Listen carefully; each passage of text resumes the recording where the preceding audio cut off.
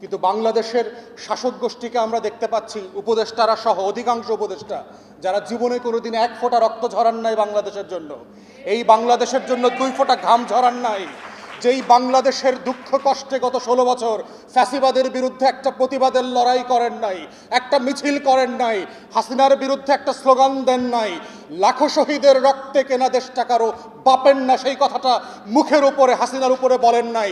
আপনাদেরকে আমরা দয়া করে উপদেষ্টা বানিয়েছি, এইটা ভুলে যাবেন না কিন্তু।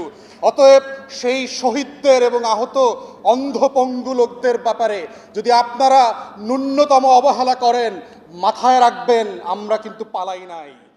মনে রাখবেন আমরা কিন্তু স্লোগান দেওয়া বন্ধ করি নাই। মনে রাখবেন আমরা কিন্তু মিছিল করা ভুলে যাই নাই। মনে রাখবেন শহীদ হওয়ার তালিকা শেষ হয়ে যায় নাই।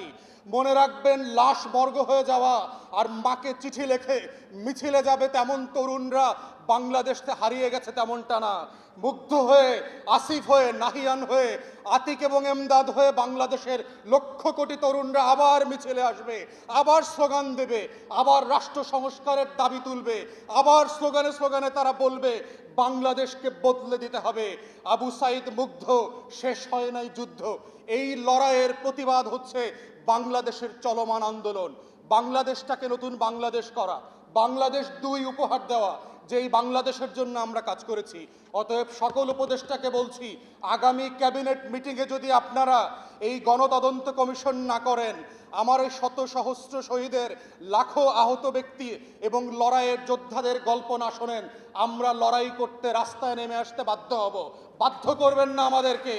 আমাদের জাতীয় শত্রু মিত্র আমরা চিনে ফেলেছি। এই লড়াই কার বিরুদ্ধে? সেই জাতীয় শত্রুর বিরুদ্ধে থেকে লড়াইকে আমাদেরকে মুখ ফিরায় নিতে বাধ্য করবেন না। তাই আমরা বারবার বলেছি, প্রধান উপদেষ্টাকে বলেছি, অন্যান্য উপদেষ্টাকে বলেছি, গণতদন্ত কমিশন করেন, বিটিভি লাইভ সম্প্রচার করতে হবে।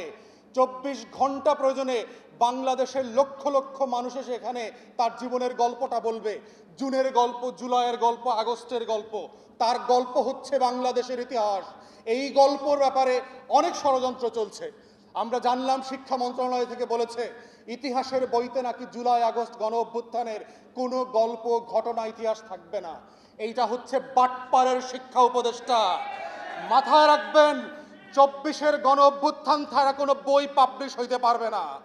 আমরা ছাত্র জনতাকে বলছি, যারা 24-কে মুছে দিতে চান, 24-এর গল্প বদলায় দিতে চান, 24-এর গল্প থেকে বাংলাদেশের স্মৃতি থেকে ভুলায় দিতে চান, আপনাদেরকে বাংলাদেশের ইতিহাস থেকে আমরা মুছে